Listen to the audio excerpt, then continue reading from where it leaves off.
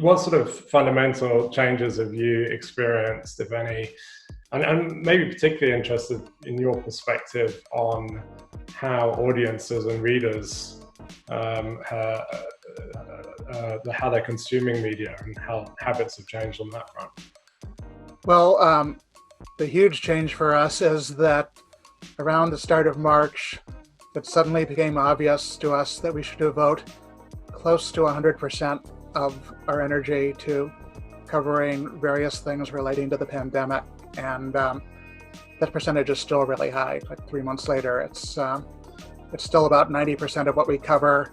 And they're not all, a lot of them are stories about health, but we're also talking about how the pandemic is affecting startups and consumer electronics and all the other topics we usually cover. And that's the first time in my career, at least, that we've suddenly on a dime shifted from trying to cover everything to having a focus that in some ways was a little bit outside our comfort zone.